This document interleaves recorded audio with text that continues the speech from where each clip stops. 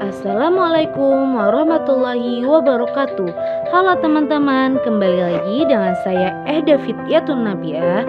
Di sini kita akan sama-sama belajar masalah pembinaan dan pengembangan bahasa Indonesia.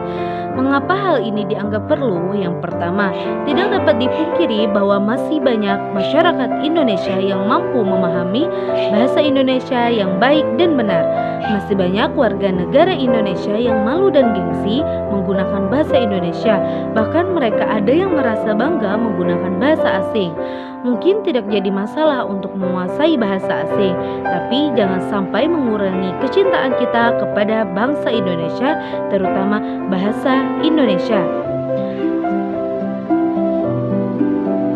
Sebagaimana yang diserukan oleh Balai Bahasa Indonesia, utamakan bahasa Indonesia, lestarikan bahasa daerah, dan kuasai bahasa asing.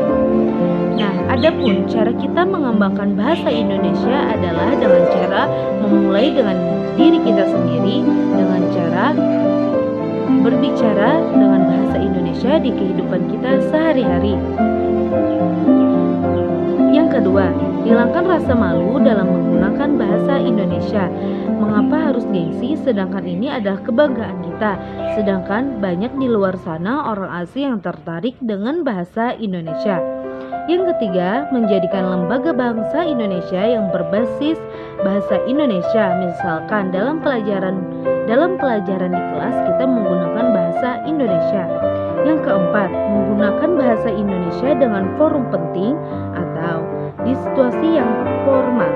Dan yang kelima, mengadakan kegiatan atau penyuluhan bahasa Indonesia yang seringkali kita mendengar istilah gunakanlah bahasa Indonesia dengan baik dan benar.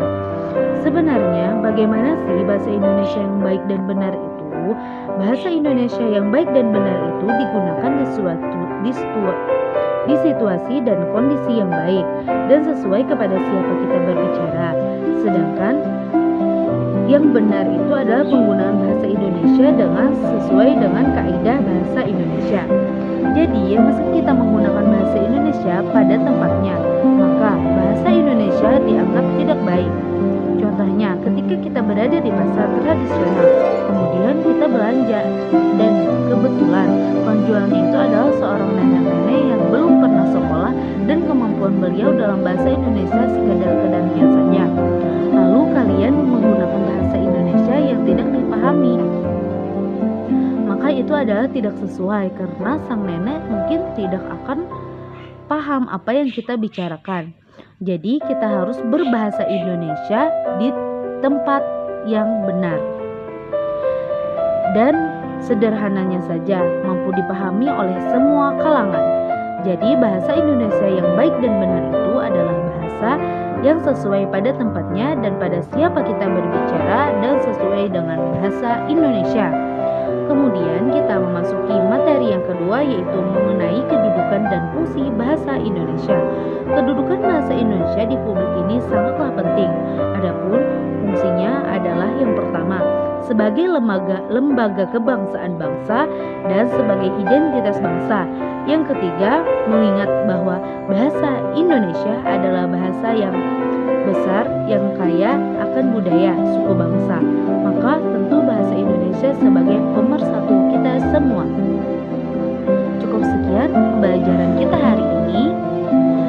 Saya Eda Fityatun Nabiah mengucapkan terima kasih atas waktunya. Billahi taufiq wal hidayah. Wassalamualaikum warahmatullahi wabarakatuh.